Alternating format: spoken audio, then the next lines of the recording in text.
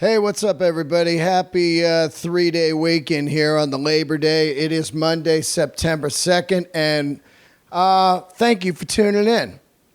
I hope you guys have had an amazing 3-day weekend. I don't know what you're doing. I've just been out there working, doing comedy, and trying to get funny, as I say every week. Had some good shows at the Comedy Store all weekend, hung out with some great friends. Incredible guest today. Speaking of great friends, I always think how lucky I am that I started comedy because I got to meet people that I didn't know before I did comedy. People like Mark Maron, Bill Burr, Ian Edwards, D'Elia, all these guys that became great friends of mine, and especially this man right here, my guest today, Mr. Joey Diaz. Unbelievable what a great man and a great friend this guy has been to me. And I'll never be able to repay him, but I love him. And I love sitting down and just talking life and music with him and enjoying a couple of guys in our 50s, just enjoying life. It was great to have him on. He's super busy. So to get him on the podcast is an honor. And especially today, because we finally sat down and talked about the Grateful Dead, what they meant to us, how we found the Grateful Dead. It's a great episode because both of us didn't like the Grateful Dead growing up. So to hear this, it's a lesson in you never know. As I get older, man, it's funny how I've just opened up. I hated all kinds of different food, different music. It's weird to hold on to that shit for so long, and I wish I was different growing up of just being more open. I feel like I was pretty much open, but I wish I was even more open, like just everything. But that's life, and it's been actually I'm kind of glad I wasn't like that because now in my 50s I have stuff that I'm discovering. I'm not like, well, I did it all. Now what? which is great, actually. So I take that back. I'm glad I was closed off growing up. Anyway, this is episode number 492. And we are just cranking through this. I want to give one little note here. I had a thing happen over the weekend. Somebody was a Patreon subscriber on my Patreon page, patreon.com/Dean Del Rey. That's where you can find all the bonus episodes. And I've been enjoying doing that, and I'm glad that you guys dig it. And I do get people that subscribe for a while and drop off, and I get new subscribers. I'm just trying to build this thing into a machine of something that I hope that all of you dig. But over the weekend, I had a guy unsubscribe. No biggie. But I just shouted at him and said, hey, thank you for your support. And then he told me that he unsubscribed because I didn't answer one of his posts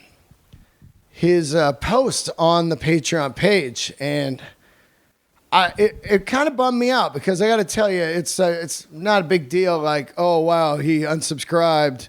It's more like, hey, I try to be great to all the fans and friends out there. I try to answer every email, every post I can, but I don't think people really understand that this is a one-man machine over here. And 7 days a week, I'm podcasting, I'm writing comedy, I'm traveling, I'm performing, I'm trying to sleep, I'm rehabbing this fucked up herniated disc. And, shit, man. I can't answer every question or DM or Instagram message or Patreon or Twitter or email. It's just, it's a lot. And I try to do it all. And so I just wanted to give you guys a heads up. If I don't answer you back, I might have missed it, which is totally true. Or I just forgot or I'm just burnt. But anyway, I hope that I hope that clears it up a little bit. It's just for anybody. If I don't get to you, you know, I can only answer so many questions in a day. Today is the 4-year anniversary of my motorcycle crash when I was run over, hit and run by a meth head in a Cadillac Escalade. It was on this day 4 years ago, and the reason I do bring it up is I still do have some issues with it. That's where the herniated disc is from, and so yeah, I'm getting through it, and thank God I'm using some CBD lotions. It's getting me through. CBD Lyon, I got to give them a full-blown shout-out. CBDLion.com. Some of the greatest CBD products out there. Gluten-free, vegan, organic, third-party lab-tested, non-GMO, zero THC. This shit is helping my neck. I'm rubbing the topical creams on my neck, and it's unbelievable. I've been going at it here. I'm rehabbing this neck. I'm going to beat this shit. And the CBD has been helping me with not just the herniated disc, but the stress and anxiety that's been coming with it. I've been doing the tinctures. I do the drops under the tongue. I do the oral. They got the gummies. They also have vape pens. Any way you want to do it. CBD Lyon, the best CBD products out there, and you want to get 20% off forever, not just one time, over and over and over. Use the code DEAN, DEAN, CBDLion.com. Use the code DEAN and get yourself going on this. Like I said, vegan, non-GMO, organic, gluten-free, primo clean CBD stuff. Don't get that shit at the gas station. You don't know who's making that stuff. You know, just some garage chemist. CBDLion.com. Use the code DEAN, DEAN. And yeah, man, it's working.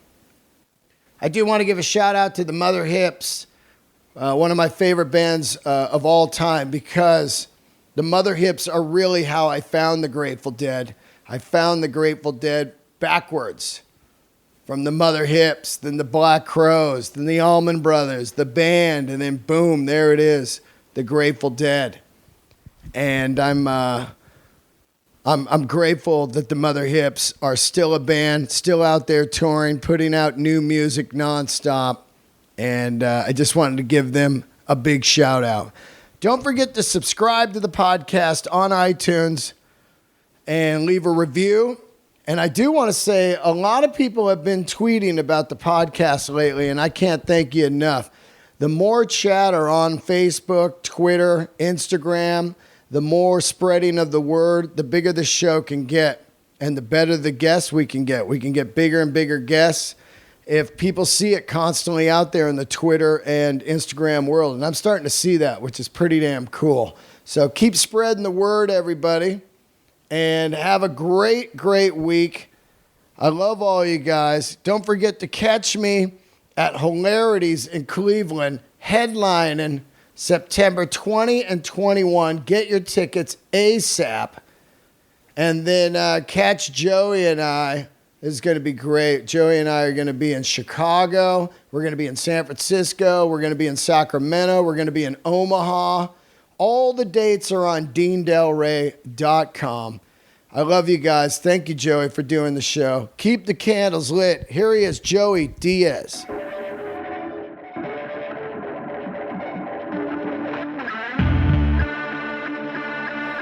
All right, here we are. This is a fantastic day because it's the return of one of my favorite humans on earth, Mr. Joey Diaz. How are you, buddy? Good, buddy. Great. You know, it's great to be here, but it's also great to come to your home. You've been moving around like a fucking scavenger the last 8 years chasing your dream. And I come to your home, and it's so weird because your home, when you go to somebody's house, it either confirms that you like them or you don't. Like when I was 15, if I went to your house and you didn't have Fragile, Led Zeppelin 2, certain albums, I couldn't hang out with you. Yeah. Like if you had a Tom Jones in there, like we stopped being friends that day. Yeah. But your success, I look at your home and I see why you're successful. Like everything's in order in your bathroom. You're very, and that, your kitchen is immaculate. Yeah. I didn't come here and got attacked by a fucking fruit fly. Yeah. Fucking 18 fruit fly. You ever go to somebody's kitchen? I got 18 fruit flies. Oh, man. Like the maid hasn't been here all week. What? You can't pick up a dish? Yeah, maid. You want flies? I got fucking Godzilla fighting the swamp monster in your kitchen. Yeah. And you fucking. So it's an honor to come to your house and confirm that you're the man. Oh man, I'm so glad you're here. Of course, I tell people, like, if I see Marin, I know he thinks I'm crazy. Like, oh, he's gonna come talk to me about fucking apartments or his health, or somebody, But it is true. Look, I had a great place for 13 years, then I lost it, and then I was just scrambled. I couldn't figure out what to do because my roots were in that Beechwood Canyon apartment. And when you lose something like that, it's a lot like losing a wife or a friend or whatever. It's the same thing. It's such a big part of you that you're like, wow, some people don't give a fuck where they live. They don't care. They're like, this is great. And I'm like, with me, it really is how you can keep sane in the insanity of doing comedy every night to have a great spot to come home to. And finally found something, which is amazing. I remember coming home to I still remember coming home to a floor. Yeah, oh yeah. In 98 in LA, I slept in a bedroom I slept on my clothes as a pillow. Absolutely. I would get the clean clothes and fold them up nicely, Chinese style. Yeah. And put a fucking pillowcase on it, and it's crazy. It really is crazy how you have to adapt until you find your home. For me, it was Hollywood for 9 years. Yeah. And then I moved to the Valley, and it was two different worlds. It was really quiet. I wouldn't hear fucking techno music no more. No more homeless people naked on the street, No sirens. No sirens at all. You adjust, especially in this area. But you've hit it out of the park with this spot here. It's insane. This is insane. This is one of the best parts of LA to live because, you have your Atwaters, you have your Silver Lakes. Love it. And some people really like those areas. It serves their needs. The problem with living in Silver Lake is you work in Redondo, which is a fucking hour and a half drive every day each way. That's the problem with all those things, that you really want to live in Silver Lake and Atwater Village, but your job is always an hour away in LA. Yeah. With you, your job now is 15 minutes away. It's great. You're 15 minutes. And you were even closer when you lived close to the Laugh Factory. Yep. But that was the apartment where the people had parties every day. Oh, they were Airbnb next door. That's what it was. It was fucking full on, like 6 people next door all night, because we had a great building right there in West Hollywood. So all the tourists wanted to stay there. It had a pool, just raging, and oh my God. And I don't have a lot of money. So when you move, it's like $5,000. A truck, first and last, getting shit hooked up, your utilities. And so I'm in there for 3 weeks, and I go, oh, I know I got to fucking move. And so there's money down the drain. You're battling the lease, and it's a nightmare. But I just keep pushing forward, and I do believe that if you keep going and just stay positive, good shit happens. Always does. Yeah, it always does. Work for the Grateful Dead. Yeah. Oh, work for the Grateful Dead, man. It's funny because I've been dying to sit down and talk the Dead with you because I don't know about you because you spend a lot of time in Boulder and Colorado, and I spent a lot of time in San Francisco. So growing up, I absolutely hated the Dead because it was all over the place, and that was just like, Trustafarians and hippies and fuck all these people. I'm into Metallica and all that. Metallica was my San Francisco band, and that other shit was whatever. And somewhere along the line, man, around, I don't know, I always liked Working Man's Dead, but somewhere around 15 years ago, the Dead hit me, and it's been in my blood ever since. The Dead with me started with a band called the New Riders of Purple Sage. Oh, yeah. And it had to be the early 70s. And right about the time Saturday Night Live started, I was raised with a girl that was a backup singer, a whore. she was just a fucking freaky chick, and I guess she sucked good dick and she rolled good joints. Yeah. I still remember her name was Nancy, beautiful Puerto Rican chick. She was a background singer. You know, I knew her and her brothers all her life. I never heard her sing a note. Yeah. And all of a sudden there she is on Saturday Night Live. Whoa. With the new Riders of Purple Sage. So she told me, she used to always leave. She was away. If I was 12 or 10, she was already 22 or something. Just beautiful. Her name was Nancy Cedeno or something like that. And she said we were a spinoff of the Dead, something like that. And that's the first time I really, Grateful Dead, okay, no big deal. And then I think they opened up the Meadowlands. When the Meadowlands first opened, they were supposed to open up the Meadowlands, and the Meadowlands was a big thing in Jersey. Oh, yeah. And now they're doing rock music, and I guess one of the Dead guys jumped off a balcony high on acid, and that was it. So that put like a negative, this was my pre-acid days, so it put a little negativity towards me, towards the Dead and acid. Like, I was like, who are these fucking animals? Yeah. And then whenever you'd see pictures of the Dead, that's what you'd see. Beards and long hair and blah, blah, blah. So when I was raised, they were irrelevant to me. Like, nothing. Nobody listened to them. Nobody ever spoke about them. For me, it was the Beatles and Bruce Springsteen. Everywhere you go when as a kid was the Beatles. Then John Lennon got shot, no more Beatles. Then they shoved Bruce Springsteen down my throat. We would just go into parties and take over the fucking record player. Yeah, the stair. Wall, or Yeah. Ted Nugent, Double Live Gonzo. So Oh, yeah. that was my initial take on the Dead. But now we fast forward to 83 in Snowmass Village. The guys upstairs from Mankato would play the Dead. And every time I go upstairs, I'm not going to lie to you, they would play the live shows. Oh, yeah, yeah. They were really into the live shows. Now, I was a kid. It was 22 of them to an apartment, and I wish I was lying to you. When you walked into this apartment, it was a 3-bedroom apartment, but it was 22 kids from Mankato. 22. That lived on the floors everywhere, and all their dream of us for comedy was to become professional skiers. Oh, yeah. So they would learn in Minnesota and then move to Aspen, Snowmass, get a job. They would either whitewater raft in the summer or they would work on the mountain in the winter and they would ski. That's what they dedicated themselves to. But at night at that house, it was a party. From shooting heroin to doing blow, whatever room you went to, they were doing something else. But throughout the house, this live music would be on. And it always sounded off-key to me. Yeah. What the fuck is this shit? I'm like, well, it sounds fucking off-key to me. Yeah. I kept going up there. And finally one day I had the balls and I said, what the fuck are you fucking people listening to?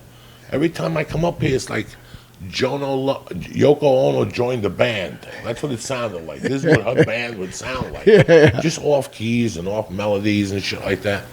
And they told me it was the Grateful Dead, and they broke it down. And I'm like, I don't know nothing about that. So that was it. Then 85, I moved to Boulder. Whoa. And I started dating a girl, and every day she would play Working Man's Dead. Oh, man. And after a couple days, I started humming, the first days are the hardest days, don't you know? Won't you come with me? And then after that, it was American Beauty, and then after that, we got into Skull and Bones, I think it was. Yeah. And then I think there was an album called Fire on the Mountain. Oh, that's the song, Fire on the Mountain. Okay, Yeah. it's a song. Oh, yeah. What a song, man. What a song. And then I really got into Shakedown Street. Oh, God. All right, that's the one. So from 85 Oh, yeah. to 90, I had, now I was listening to those albums. Fire on the Mountain's on Shakedown On Street. Shakedown Yeah. Street. And that song really destroys me. I like the harmonies on it. And I had a guy who would just give me cassettes. Because in Boulder, there's two sets of people. There's the deadheads, and one of the people that live on the van, Flower Child. Oh, yeah. They called. Yeah, like hippies, Flower Child van people. They have a bus. Oh.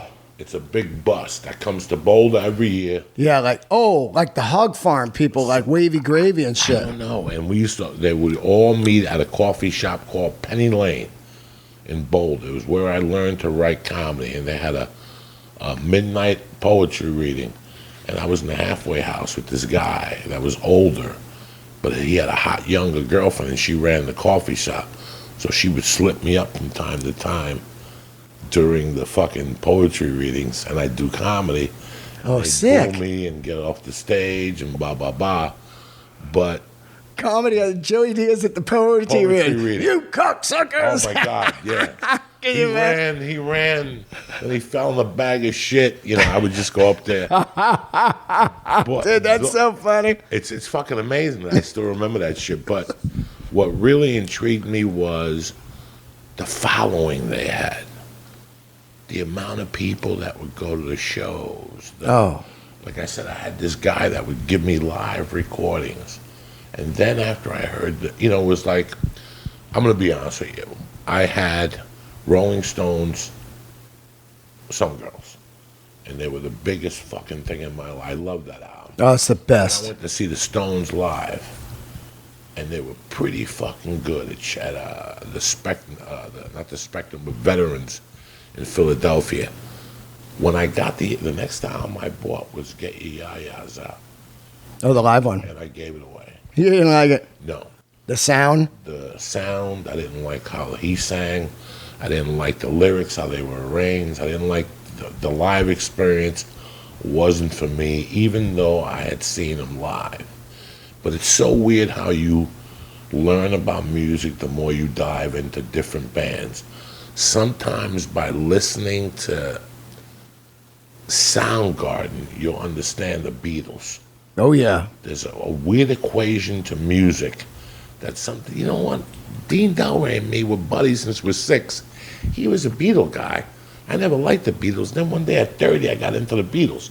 People will say that to me constantly. Oh, of course. I still remember Marin getting into Sabbath 8 years ago. Yeah. And him going, I didn't have a fucking clue, Yeah, So yeah.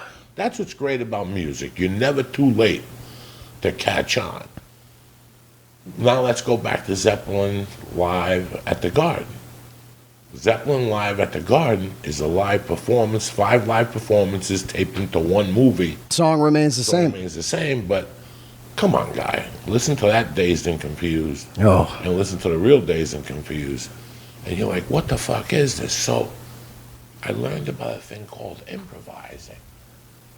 And somewhere along the line, I got into jazz in Boulder. Some guy I hung out with was into jazz, and he would talk to me about the freedom of jazz. So when you put all these elements together, now when you listen to a Grateful Dead live recording, you got it. I was like, oh, shit. It's like there's parts where Jerry's tripping. Oh, God, does yeah. a 20 minutes guitar solo or Yeah. something. And, I still remember, like, Mickey Hart on the drums and shit like that. Like, they had 2 drummers. Yep. 2 drummers. And I finally went to see them one year. They played Red Rocks. And a buddy of mine... Oh, you saw the Dead? I saw them with Santana. Whoa, Super Bill. Like a crazy show. Oh. And somebody called me out on it once. They're like, we did the thing and it wasn't Santana. And something else happened that night. Public Enemy were doing a show in Denver, so I guess they showed up. Whoa. Didn't go on I don't remember what the deal was with Red Rocks. I'm going back 90. It's got to be, it had to be anywhere from 85 to 91. Yeah. When I went to see them. And once I didn't like the smell at the Dead thing. Yeah. I smelled too much patchouli. Yeah. I did do acid. I did, trip my balls off. And I really, really did have a good time. It was a great, neat. I went to see, this had to be a while ago because the they weren't enforcing the music thing anymore. Like if you go to the other amphitheater in Denver, Yeah. you will definitely be out in your car by 9:55. Oh, the curfew. Yeah, they have signed a petition that there better not be a sound, not a guitar chord after 10 o'clock. There's another one in Denver, something amphitheater. And Red Rocks at this time they were lenient towards the Dead. So they went into all those little riffs they do, and that it's got that jazzy blues effect to Oh, it. yeah. So when you listen to the Dead, it's got so many different elements. That's when so that's how I learned about the Dead. First time I heard the Dead and just heard them, I did not like them. I'm not gonna lie to you and tell you I jumped out of a window. It took me 6 years to understand the Dead, and it's just like comedy. Like I tell people, you hear somebody on a podcast, you listen to Dean Delray, and you hear some Chinese drummer. All of a sudden you go, let me give this Chinese drummer a try, and you fall in love with the band, and now you buy all their music, and now you follow them on Twitter, and you follow them on Facebook, and they're finally coming to your town, and you go down there, you watch them perform, and afterward you shake the drummer's hand. You have completed the circle Yeah. of entertainment. That is the completion of the circle. And when I went to see the Dead, like I got to be honest with you, I'd really love to see him with Homie playing the guitar, because he's such a fucking animal that I can't even imagine where he takes these songs to. John Mayer. John Maron. It's unbelievable. Mark Maron. It's unbelievable. But I want to remember that Jerry Garcia thing. Yeah. I want to remember what I saw. Yeah, you in saw 90. it. Yeah. That was something that they were free, and all of them were on something. Yeah. All of them were on something, And we're going to try to get a guest down here for you that I'm still very tight with, that told me a very interesting story that he went to a Dead show, and Jerry's guitar wasn't sounding well, and he went up to him after the show, and he goes, I have an adjustment. You could just walk up to Jerry. Yeah. Walk up to Jerry Seinfeld and say, hey, I think I can make that joke better, and watch what he'll say to you. Oh my God, you would be fucking laser-eyed right there. Just Walk up to Bill Burr and Yeah. tell him, I gotta wait for you to make I got a joke. tag for you. I got a tag for you. And I'm not even talking about as a comic. No, Just a a human. regular guy. Yeah. And he goes, let me go out in the car and get it. And he came back with some type of box. I have him explain it to you, and he said that ever since that day, him and Jerry had this bond. They became friends, and in fact, he put him on the album when they went commercial on MTV. Touch of Grey. Touch of Grey. He's one of the producers on that. That's Because awesome. he worked with Jerry and his guitars, I never met Jerry. I never met Hart. I never met Bob Weir. But I hear nothing but great things about him. Yeah. From people who have met them and have hung out with them.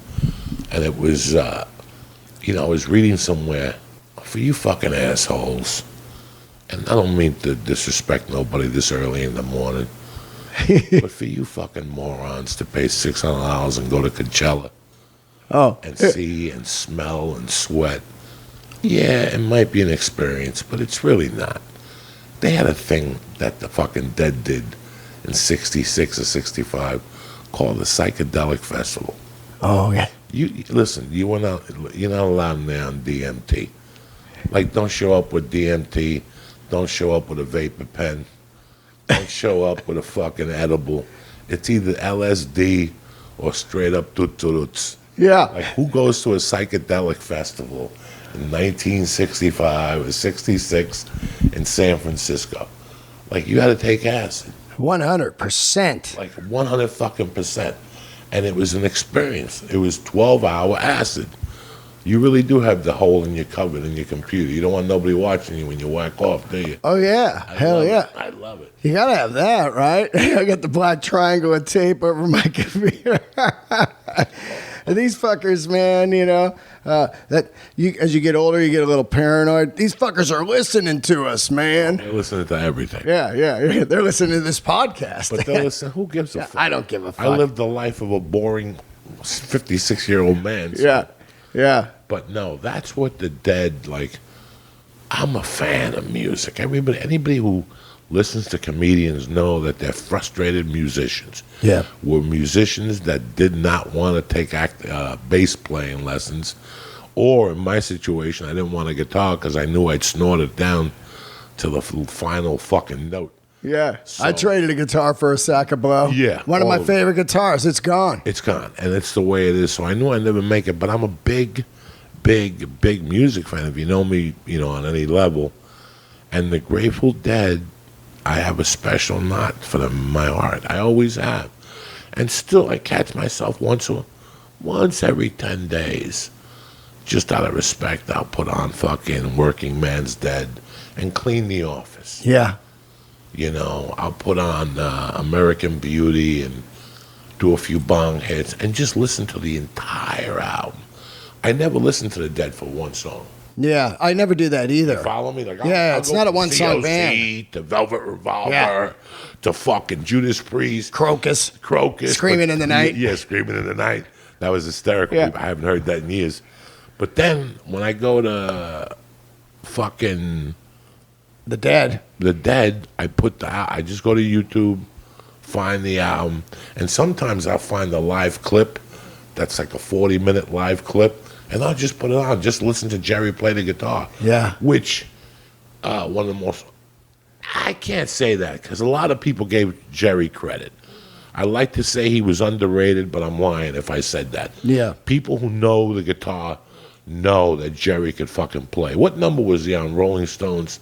I don't know. Because I know the band is 57. Right. So if your band is 57, one of the guitarists has to be up there. Yeah, he's got to be up there because He's got to be up there. he's right up there. If you just put all the great guys, one of the reasons they're so fucking great is because right when you hear it, you know who it is. Stevie Ray Vaughan, Angus, Jerry Garcia, Eddie Van Halen.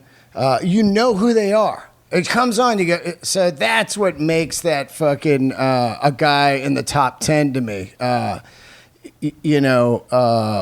People that are great but don't have their own sound, you go, yeah, that guy's great, but he doesn't have a sound. These guys, Jerry, when it comes on, he's got that bum bum bum bum. Yeah, that's what I liked about Jerry. It's all bubbly and I like cool. that. Yeah, I could tell.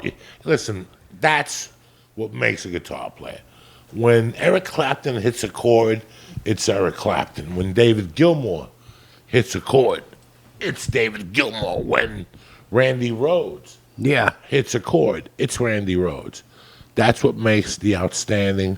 In comedy, it's not even the joke, it's the voice. When you hear the voice, not Dean Del Rey's voice, but what we're trying to say. Yeah. You know that's as they say, Dean you Del found Rey. your voice. You found your voice. Meaning you're who you are off stage, on stage, and vice versa. Vice versa, absolutely. So, for me, in my world, because like till today, I'm not all in on Bruce Springsteen. Yeah. I'm from Jersey, and I should be jumping up and down and telling you I want to go see him for 3 hours. Bruce doesn't have 3 hours of music for me. I like Songs from the River, and I like 10th, and I like Born to Run. 10th Avenue Freeze Out. 10th Avenue Freeze Out's my favorite. I love Born to Run, but something was missing. With Aerosmith, I saw the nuts and bolts. With Def Leppard, I saw the nuts and bolts. With the Grateful Dead, it took a long time, but I saw the nuts and bolts. Yeah. Maybe, and you go, well, yeah, sometimes maybe you have to see Earth, Wind, and Fire and then realize what the power of the Dead is, But what kills me about the Dead is I didn't have time to go as deep as I wanted into them. Yeah. Like, remember when Denzel puts the tape around the guy's mouth and he goes, you wish you had more time. Yep. I wish that I would have gotten into the Dead when I was 19 instead of 26. Same with me. That now. was my only regret with Yeah. the Dead. I wish I would have gone to see Led Zeppelin. I wish Bill Bonham wouldn't have died. There's a couple of regrets I have for music.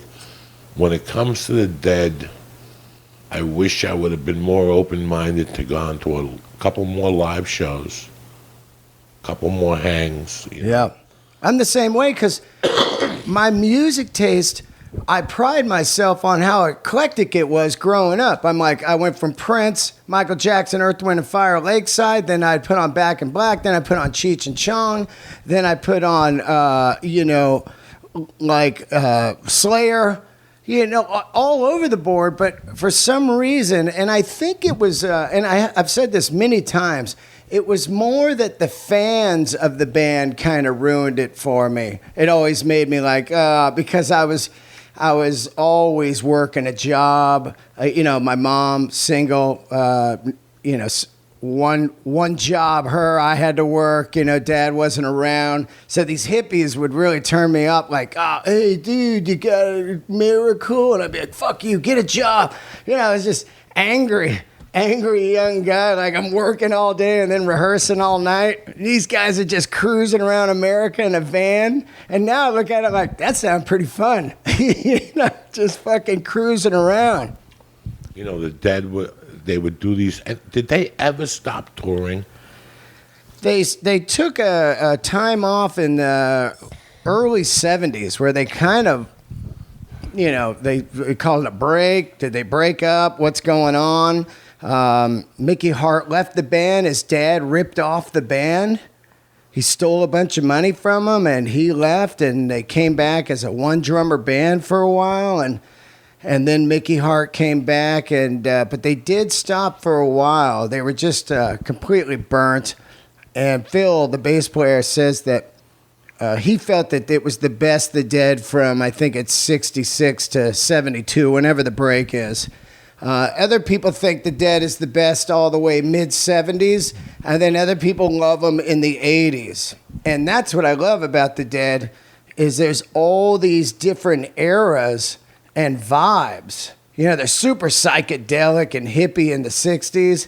Then they get into that Working Man's Dead where they're kind of into Dylan and the band and all that, and country music. And then they get into what I talked to Marin about, was kind of their Steely Dan era, Blues for Allah, where they're kind of music nerdy. Great song. Great record, man. Record, yeah. And then they get Brett Midland in the band in the 80s. They got Touch of Grey. They explode. Now they're on the radio and shit. I mean, they were early. I remember the MTV video. When I saw the MTV video, I didn't think they were a sellout. Not at all. I'm not going to look at you in the face and ever say that about Jerry Garcia and the boys. But it took away that underground that I liked about them, that attracted me to them in the first place. Like, here you are in Iowa, everybody's got what's the truck company hat that everybody wears? Peterbilt. Peterbilt. Yeah. And all of a sudden, 2 days before a Dead show, these guys start coming in, these women in sandals and bikinis, and just hot little young dirty chicks with dirty feet. You definitely got VD. They go right to the clinic and register as a registered VD holder. VD card holder. Because those Dead chicks from the 70s, the VD just never went away. VD, crabs, all the that. Thing. Lice. And they would take over a town in a manner that, and I never saw, like I said, I never saw them in New York. I never saw them in Jersey. I saw what they did in Boulder. I saw what they did to the Denver area. And it was the same thing I saw Michael Jackson do to New York City and Elton John would do to New York City. It takes a few people to shut down the city. Yeah. Elton John shut down New York City in 73, and Michael Jackson shut it down in 84. I mean, barricades, people jumping out of buildings, that type of thing. Oh, yeah. In a smaller scale level, I would see the Dead take over the Denver metropolitan area. And they would, let's say the concert was at Red Rocks, they would just camp all week. Oh, yeah. In an hour. A full village. A full village of them. Shakedown Street, they call it. That's what, yes. Yeah. And some would be in Chautauqua, some would be in Arvada camping, And on the night of, it was all over. No showers, little pachugi juice. Yeah. And you start dropping that Sid because you don't want to take a shower because you don't want to sweat the acid out of your pores. So you want your pores to be clogged. What a crazy mentality. Yeah, right. They didn't want the acid. I don't know what the story was. But you get extra high if you don't shower for a month. Don't shower for a month because you won't sweat out. They always got 2 or 3 dogs. Oh, yeah. Yeah. And you want me to tell you what else? If you really, really fucking think about it, I think in my heart that all the Paloozas and everything was stolen from the Grateful Dead. Because the night I went to the Grateful Dead, this is what I do remember. Okay, as a child, if you walked down 42nd Street, as soon as you hooked a left onto 8th Avenue, there'd be 30 of the slimiest dudes right out of a TV show. And all they would be saying was LSD, acid, marijuana, cocaine, rolling papers, ácido, ácido, ácido. It was just the same thing. When you walked the first 100 feet before you gave that guy the ticket, there would be makeshift boots. And girls would be selling beads. Oh, yeah. And people would be selling sandals that they homemade. Tie-dyes. Tie-dye shirts. And, in the parking lot, people would approach you with drugs and stuff. And I remember buying a hit of acid. I remember, I had some, and I actually bought some at the thing because they had, a dog or something. I know they needed to buy dog food. Yeah. When you went, my friend said, bring cash because there's great deals outside. They stole all that. That was something that it wasn't written. It wasn't sanctioned. It was deadheads. That's how they got themselves to the next city. Yeah. How phenomenal is that? And now, the American, right now, we're intelligent Americans and we're speaking. We don't have time to go, you know what? Fuck life. Fuck that office cubicle. The Stones tour starts tomorrow night in Pasadena. And you know what? I'm going to the rest of it, the rest of the year. Even if I don't have a ticket. Even if I don't have a ticket. Yeah. I got $20,000 in the bank. I got unemployment coming. I'm just going to follow the fucking Stones and do my own because what you're really doing is going on vacation, just going to see the Stones. So wherever the Stones are going, you're going. Yeah. And while you're in town, you're looking at the sights. It's got to be one of the biggest experiences that I never had the balls to do. But that's what I liked about those guys, that they would go on the tour. It wasn't the one fucking show. No. They would do 7 months. And live it. They would tell their parents and go, I'm done. At that time, a lot of them were trust funders. Yeah. But most of them were people working themselves from show to show. And they'd become friends with the roadies because the guy who got me the tickets was friends with a roadie. That's how he got, the roadie would come and drink at a bar in Boulder and bring them tickets and, So it was such a... That's how I'm getting in now. My buddy Matt works for him. Before that, it was Sharuki, who I gave my apartment to, who passed away 6 months ago. He was their tour manager. And all these guys, it's like an old school family. They're like, come down to the show, and they're fans of you and stuff. I'll be telling them, yeah, we listen to your podcast with Joey and shit. That stuff's great, and I'm like, wow, this is cool. It's still that kind of family vibe to it. It's really wild. I think, Joey, the most insane thing about the Dead, and you and I as a comedian, and you've been a comedian forever, and I've been playing music all my life and now a comedian, to get a fan base, a draw, is so fucking hard. You and I have been doing this forever, and you're looking at it it's like one fan at a time. Heard you on Joey's podcast. Yeah, boom, a new guy. Saw you open for Joey here. Bam, a new guy. To get to the level of the Dead, here we are 52 years later, 3 or whatever for them, and it's just a city of people that go everywhere to see them. That's insane. No Twitter. No Twitter. No Facebook. Nope. No Instagram. Nope. It was the strongest form of advertising there is. Mouth to mouth. Yeah. Belly to belly. Hey, what are you doing tonight? Oh, well, my girlfriend listen. Yeah. We're not watching Orange is the New Purple. All right. We're going to take a hit of ass and we're going to go see the Dead. You know, and once you go to one show, it's like doing stand-up for some people. That's the other thing about the Dead. Their shows were very liberating. Yeah. I love metal. Yeah, so do I. Everybody knows I love metal. But while you're hearing, Screaming for vengeance. that guitar is playing in your soul. And it's tightening you up. It is. In between songs, you go, when you clap, you're actually sore. You ever go to a concert, the next day you're sore, and you're like, what did I do? I walked up a flight of stairs, but my back hurts. Because while they were playing the music, you were tightening up without even knowing while you're breathing, With the Dead, between the acid and the chicks doing all that crazy shit with their hands and shit, it was one of the first concerts that my guard was down. Yeah. It takes a lot. You've never heard of a fist fight at a Dead concert. Nobody gets hit in the head at a Dead concert. I knew tons of people who went to Dead concerts, and nobody ever came home with a black eye. No stabbings.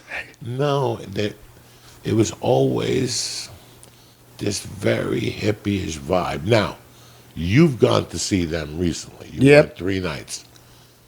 Is the vibe still the same from...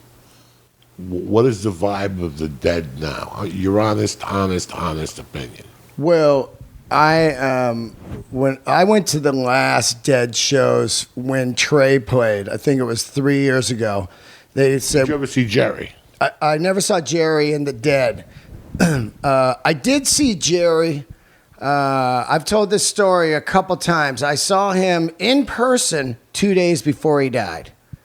2 days before he died, I was out at Stinson Beach. He was going to rehab out there. And I pulled into Stinson Beach, and this black Ferrari was pulling out. And I looked, and the top was off. It was Jerry and another guy. And I went, whoa, Jerry. And he went, hey, and he burned out of there. And he was dead 2 days later, which is really, really like a Forrest Gump moment for me. Like, whoa. I remember I was with this girl, ex-girlfriend of mine, and I called her. I said, that guy we saw, he died today. Crazy. We saw him 2 days ago. That was pretty wild. But to get back to your question, I went to go see the Dead, their last shows, Fare Thee Well, and it was with Trey from Fish. And right after they did that, they announced that some of the guys were going to play with John Mayer. And I was like, John Mayer? What? And I was like, no fucking way, because now I'm all in on the Dead. And I went anyway, because my buddy was working for him, and I went in Boulder. And I immediately said, I don't care what it takes. I'm telling everybody how great John Mayer is to the day I die. It was the first time I really felt I was so wrong from a guy that I knew nothing about, that I was judging for no reason. And I feel a lot of times people do that to us if they just judge you for no reason. Like, I don't like how that guy looks, or I don't, whatever. I saw him, and I saw the crowd and how it felt at the shows, and I was like, at this point in my life, I need this more than ever.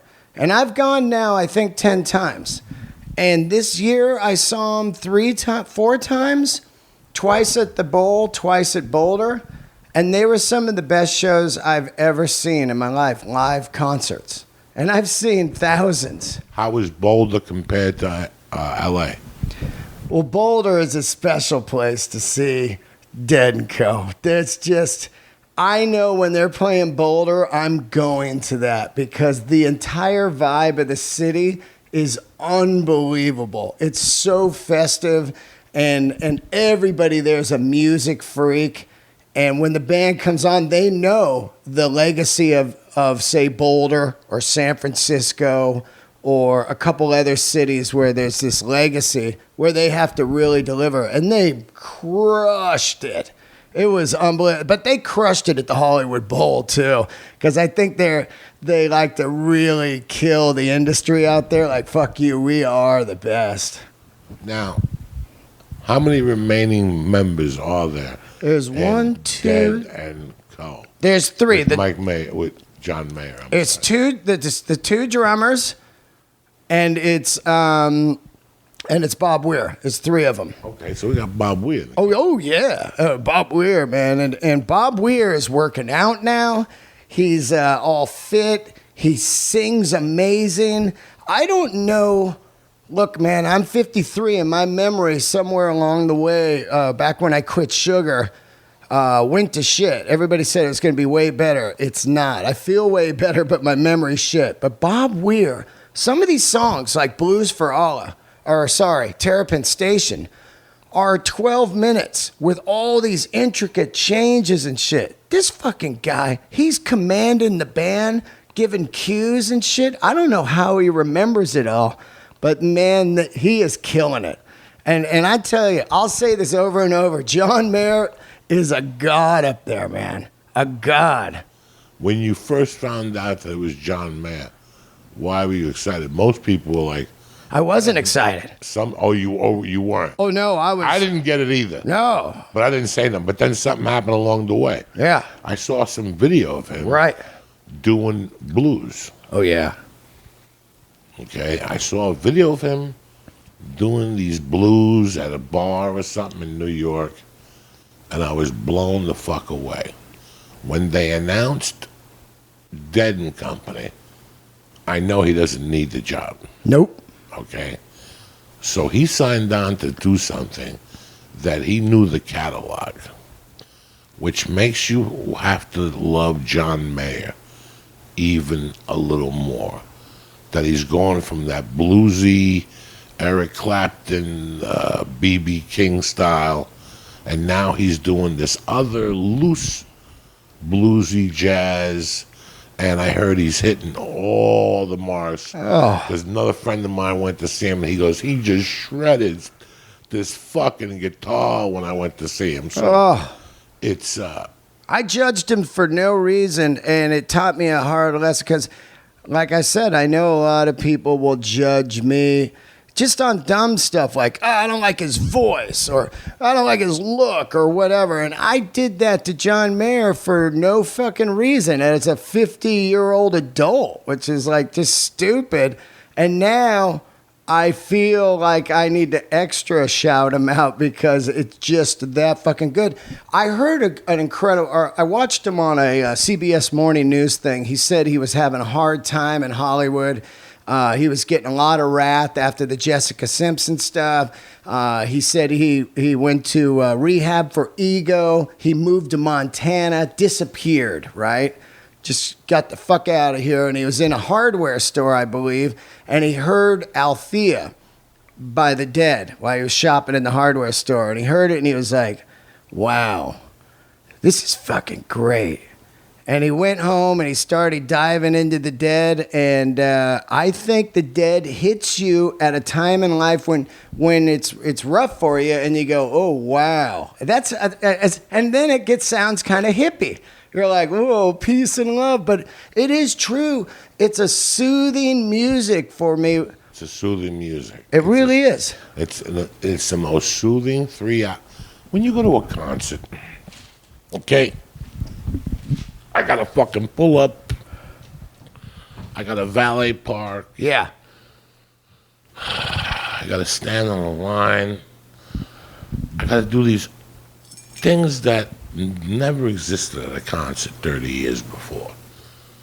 You know, I still remember going to see Dio and Sabbath in Philadelphia, and there being thousands upon thousands of people in a parking lot tailgating, and nobody would say a word. You know, I went to so many shows where you knew an area to go to. There'd be 20 like-minded people like you headed to that concert, and they were doing heroin or smoking pot or beer. You know, I'm exaggerating on the heroin. Yeah, just getting loaded, though. I understand, they're getting loaded. With the Dead, it was one of the best times I had because I walked around that fucking parking lot. It wasn't 50 to park. I'm not getting stressed out already.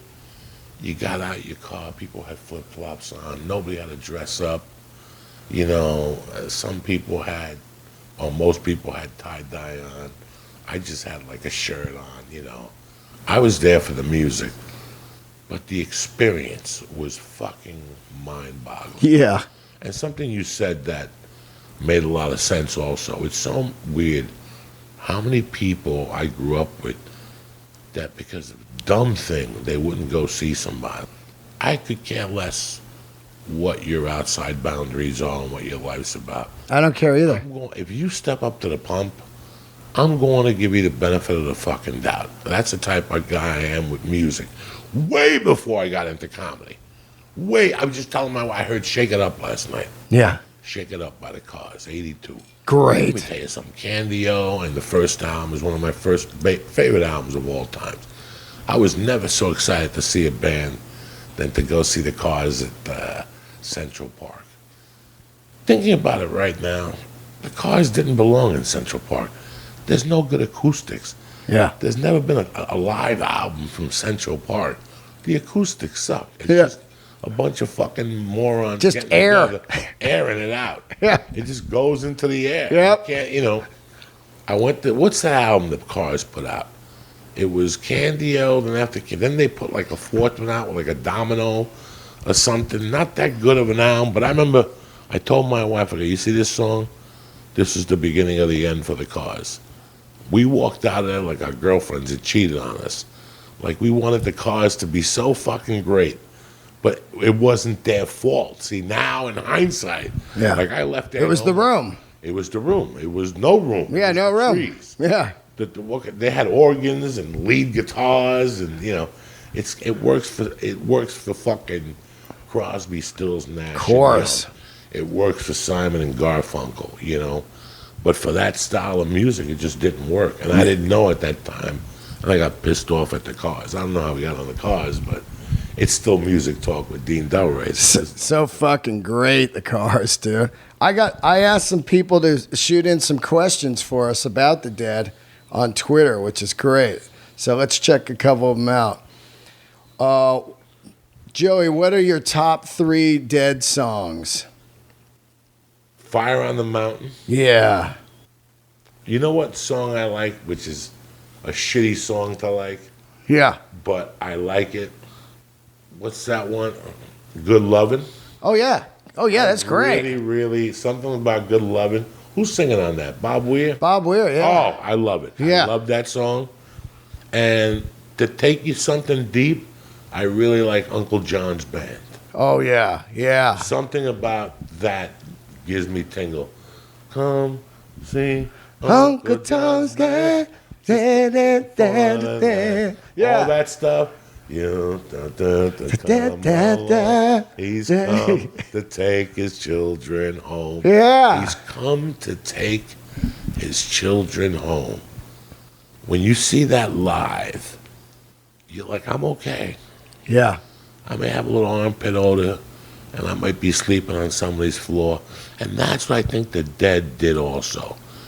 They made a bunch of kids that felt like outsiders be a part of something that, again, at 25, I looked at as weird. But at 56, I look at how important it is. I'd rather my kid be into the Dead than to stay home and watch video games. Yeah, oh, God, yeah. And Oh, sit yeah. there and rock. Yeah. If you come to me and say, I'm going to follow the Dead all summer, it's not my favorite fucking idea. Yeah. But I know you're going to learn something. You're going to suck a few dicks. You're going to get a couple of rashes. Yeah. Ringworm is definitely a part of your future. Yeah. If you're on a Dead tour, you know. Sleeping on the ground. Yeah, but there's something about it. I think that the people who don't get the Dead, just, they're not reading between the lines. Yeah. I'm very happy that I wasn't a knucklehead from Jersey and I didn't get to read between the lines of the Dead. They're a beautiful fuck. And just the fact that they're doing this without Jerry and they're still getting the crowds. Oh, man. And when you go to a thing, it's probably 50% old timers and 50% of young guys that got turned to it by their dads. That's what's cool. The young people out there. Yes, there's got to be 4 generations. Oh, fuck. I mean, listen, they started in '64 as a different name. Yeah. When they opened up, they started as something. The Warlocks. So '64, that means they've been around for 55 fucking years. I was just born. I was in Cuba walking around the dirt floor. Yeah. And the Dead were playing in San Francisco. One last question. Yeah. Did they go to Woodstock? They played Woodstock. They did play Woodstock. Here's what happened. Hit me. They hated their performance because they were there was no sound check. There was power problems, a lot of shocking, and they had a horrible performance. So they said, cut us out of the film. And so for a long time, you just forgot that they were even there.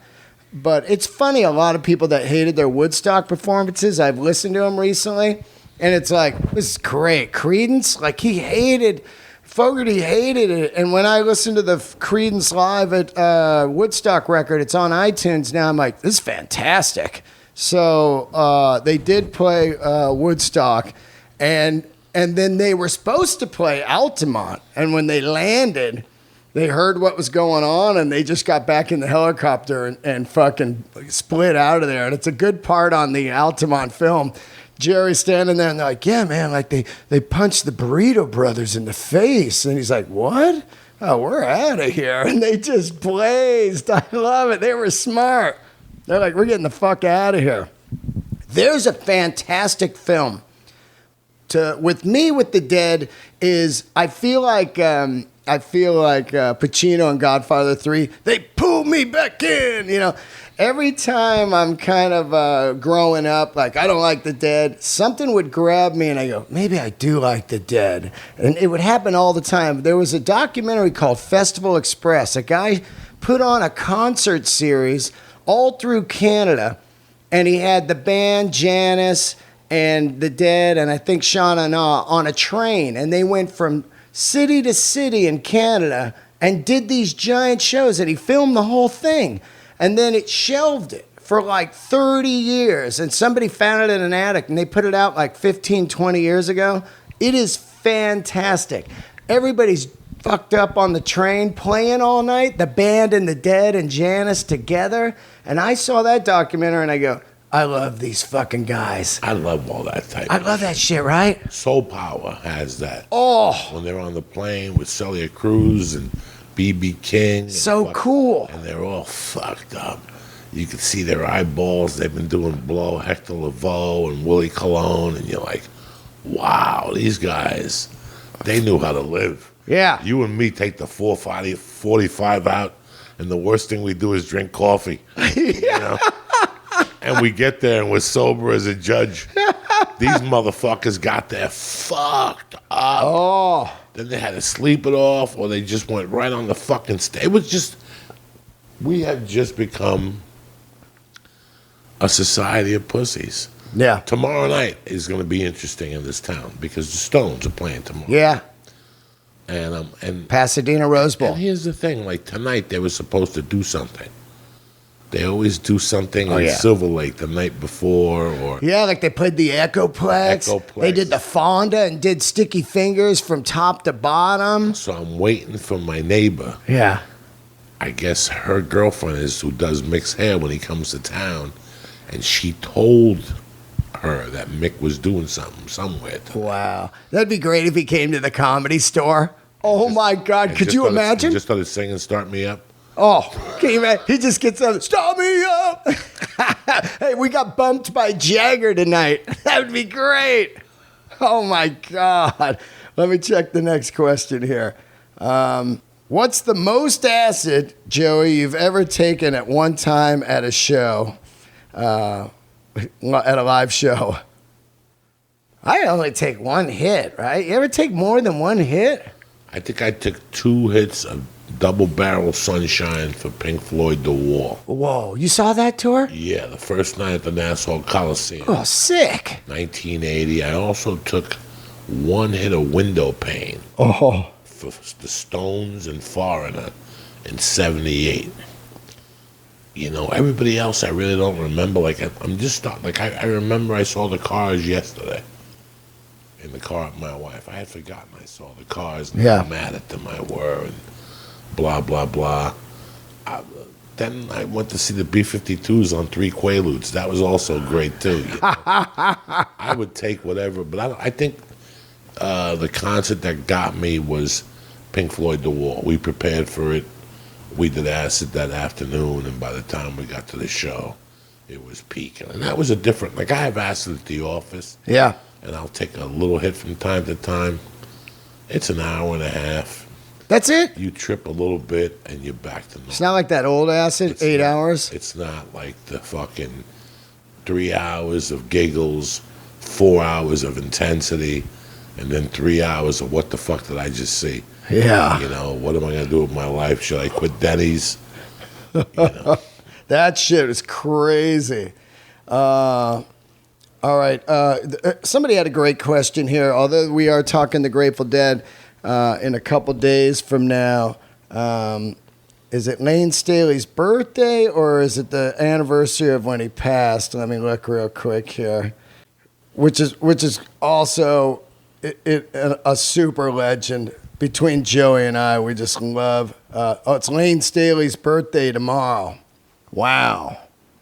I don't know how old Lane Staley would have been, but I think he's about my age, maybe a few years younger. Definitely, part of a kind of a Dead style culture, meaning the insanity of the fans that took to grunge was pretty incredible. And Lollapalooza, like we talked, I saw Alice in Chains at 2 different Lollapaloozas, and those are some of the greatest times in my life. Those Lollapaloozas, just unbelievable.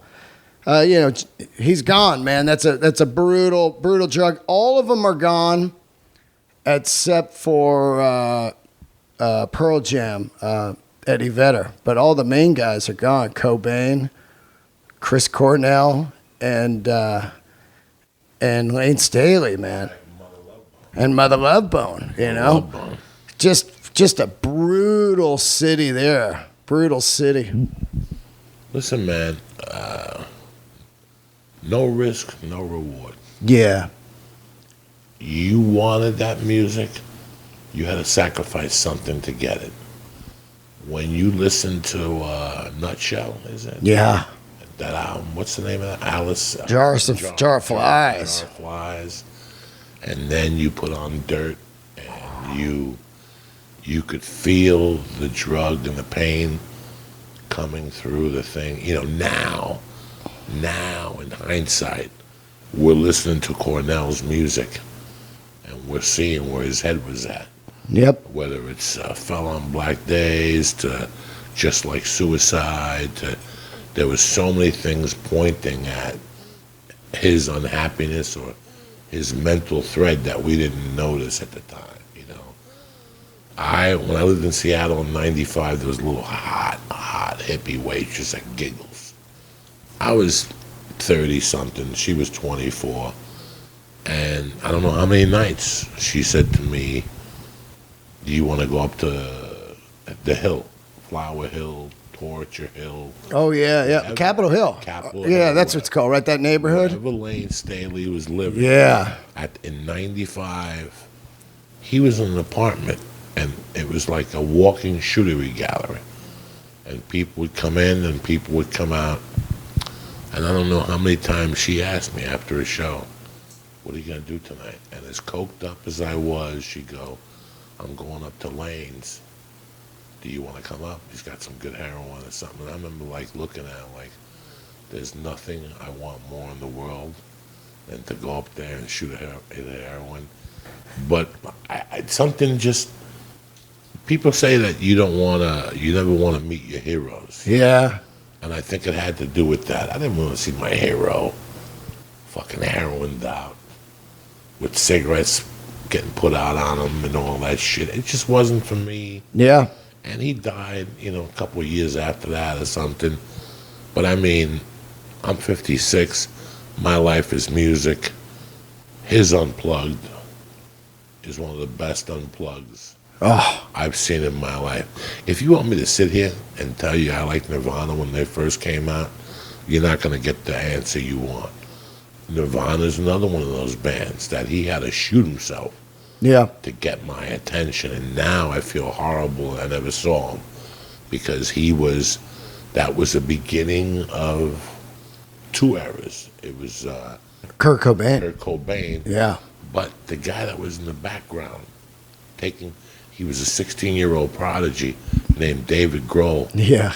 16-year-old prodigy that they didn't know what to do with the record label. So they threw him up there, and look at what he ended up becoming. Superstar. So we got two different genres from this band. That's how fucking talented they really, really were. I mean, then he had to get off the drums, and now he sings. And, But, there's so many... we lost a lot of people. We did. We lost Jerry. He was 53 years old. I'm 53 years old. I'm 56. And when you look at... Jerry's 53. Yeah. Was 192 with acid, totally, cocaine, drug, heroin, touring. Yeah. Writing in a studio. That's 53. And when you're 53 and you're on the road as a musician, you really have to cut back the shows and pay a little bit more attention to your health. And I spoke to Mick Mahan last week from Pat Benatar. Yeah. I spoke to a couple different people who are on tour, and it's not like Judas Priest who could do 5 nights in a row anymore. These guys are spreading it out. Oh, yeah. Because they know they do 2 shows back to back, and they're dead now. It's like us. Yeah. 2 weekends in a row, and Tuesday we can't talk a week later. Burn. I got the herniated disc. I'm fucking. You got to get in a plane. You're all trapped up. You're traveling. The Grateful Dead didn't know tour schedules. No. Fucking Motley Crue toured Shout at the Devil, and they stayed on the road for a year after that or something like that. But nobody was doing what the Dead's been doing. And it didn't start in 91. It started in 65. Yeah. And then they had their little breakup. But when they went back, they were constantly. The whole time.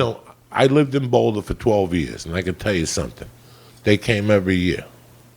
As far back as I could think about, some motherfucker showed up representing. Yeah. Even if it was the dude in the back that shook the maracas, he showed up with Bob Marley's son. Yep. Somebody from the Dead was always representing. Oh, yeah. When they weren't touring, they would do solo tours. They would do something. So there was never Twitter.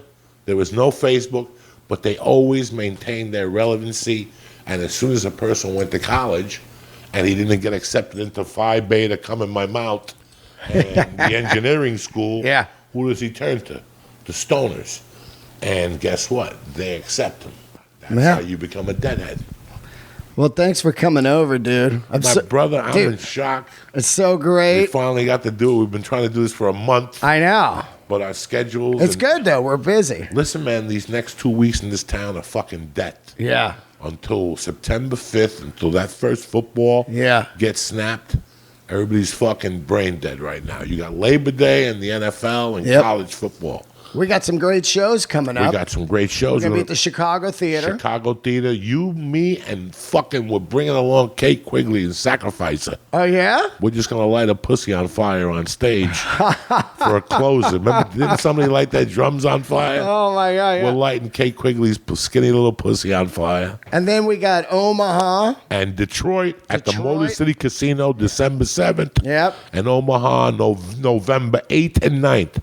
So Detroit, Motor City Casino, December 7th, and the 8th and 9th at the Omaha Funny Bone. And then San Francisco. Oh, shit. Palace of Fine Arts. 2 nights before fucking New Year's. You understand me? Fuck New Year's. It's for Sabbath. Yeah. Listen, New Year's is for amateurs. The professionals are going to be with us over at the Palace of Fine Arts. Yeah. Fucking 10 minutes from fucking death. And we're doing Casala or whatever? Calusa, the Friday before. Yeah. So it'll be a 2-banger, Sacramento, fucking San Francisco, and we'll be talking shit afterwards outside. So if you have any disagreements about our Grateful Dead talk, we'll see you then. Yeah, and I'll be at Cleveland Heritage September 2021 headlining. Also, thanks for the new fucking sponsor, Joey, CBD Lyon. Tremendous. You know what I think about, dude? At our age, we've lived long enough to see CBD and weed and all this become natural health, which this CBD oil by CBD Lyon has been helping me so much, dude. I got the 5,000 milligram, wiping out my anxiety, Wiping it out. helping with the inflammation of my disc and my Wiping it neck. out. CBD Lyon, and the owners are amazing, 100% organic. They do third-party testing. We don't know who's making that other CBD oil. I say it all the time. You ever go to a liquor store and they're selling ginseng? Yeah, you're like, where's that So wait a from? second. I'm Yeah. buying fire water, Yeah. and they got a little container of Chinese ginseng. To get the fuck out of here. Yeah. CBD Lyon was a brand that was given to me. It was so good that I reached out to them, Yeah, and the rest has been history. it's incredible. I live by their CBD tinctures. The good thing about that is, Joey, I don't like that taste in my mouth. Fine. They got shatter, they got vapor pens, and if you go into what I like about them the most is, if you go into CBDLion.com website Yep. or their pamphlets, I got the pamphlet here. It has everything. they'll prescribe to you what you need for your ailment. If it's arthritis, you have to take a CBD oil that has a green thing on it. If it's anxiety, it's got a purple. I'm not saying the accurate colors here, but do yourself a favor. Go to CBDLion.com right now and take a look at vapor pens, shatter, cartridges, the fucking gummy bears. Oh, I got them right here. The fucking gummy bears, raspberry fucking gummy bears are so fucking good. 500 milligrams. You pop 2 of those an hour before you go to bed. Yeah. I'm 56, and what impressed me the most, honest, they help with my inflammation. They let me do that 5th workout every week.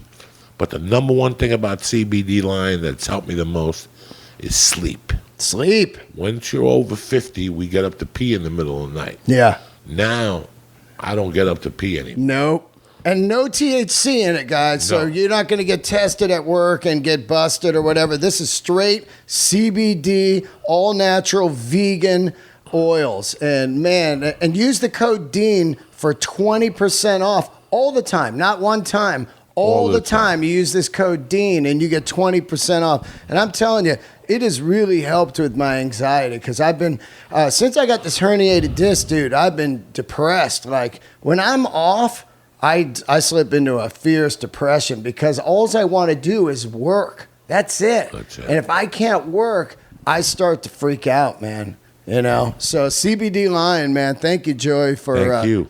Hooking that up. Thanking Using- Andrew that he's coming to some of the shows. He'll be at the Chicago. Oh, yeah, he's coming to show. Chicago. So CBD Lyon will be in the house at the Chicago shows. Yeah. So He wants to take us to dinner. yeah, hopefully we'll have some fucking product to give away at the show. And that's it. Thank you very much for having me on. It's Oh, been a I love you, pleasure, Joey, brother. man. I can't Love you wait to death. get out on the road. Thanks, everybody, for tuning in to another episode of Let There Be Talk. The great Joey Diaz. Check out his podcast every week, The Church of What's Happening. I've been on it about 100 times. And check out Joey's podcast, his tour dates at joeydiaz.com. Net. No, joeydiaz.net. Check out all his tour dates and my tour dates at deandelray.com. See ya.